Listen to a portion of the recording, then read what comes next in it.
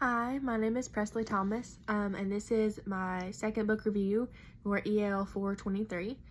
Once again, I'm referring to my notes, so I keep looking over.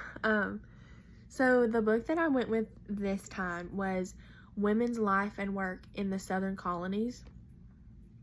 And this book was written by Julia Cherry Spruill. It's a very old book. It was written, I think it was like in the 1930s maybe, was the when the original one was written, but then this one was republished like many years down the road, like in the 70s, and I chose this book because right now, everyone knows that women in America are facing really hard times, getting rights taken away. Basically, we're just going back in time for whatever reason. I'm not going to get into that because that's not what this is about, but that's what inspired me to read this book. And my goal through reading this book was to kind of pinpoint, just to compare and contrast kind of how women were viewed and regarded back then, what they were expected to do, what was expected of them versus now, how women are, how they're regarded today, and to really pinpoint the progression that we made through over the years and the regression, because there is some serious regression that has gone on in these recent years with women's history, women's rights. There's just a lot going on there, so that's kind of what inspired me to read this book. It just felt appropriate for the time. So I would definitely recommend this book to anyone. The author of this book, Spruill, she did all of this research because she actually found out that nobody had previously done any of this research before. So she took it upon herself to go through every aspect of the women's lives in colonial America. She went through, big things such as marriage, childbearing, child raising, relationships, what is expected of them, what women are supposed to be, down to the little things like the kind of silverware that they had in their homes, the kind of books that they read, and what little education that they were allowed to have. So she really honed in on every aspect.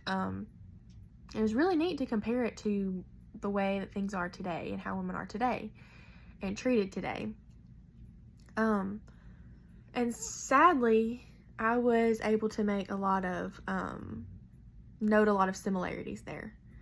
I can see the vast change in direction from way back then to,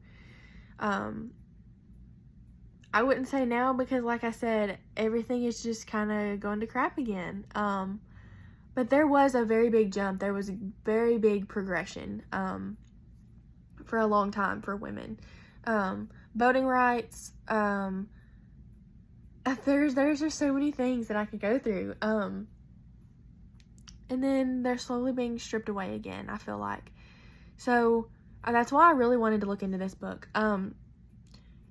The functions of women in society are a lot same. I'm trying to get the words out. They're very similar to how they were back then. And for one, I think that's kind of scary because women are not only good for housework, marriage, raising kids, we can do so much more than that. And I've always hated the stereotype there. Like, if you're a woman, you can't do this, or you can only do this, or this, or this. You can do whatever you put your mind to. I don't care what gender you are. I don't care who you are.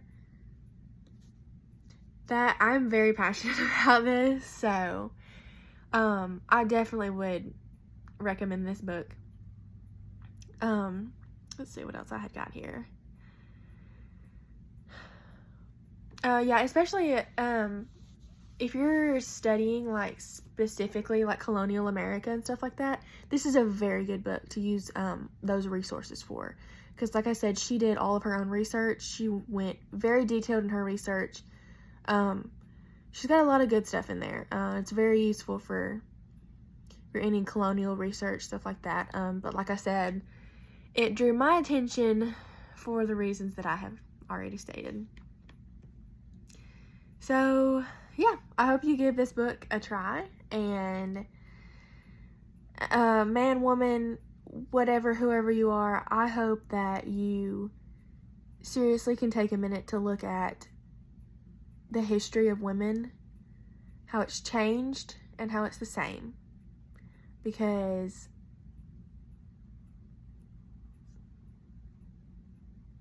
just do it. It's something.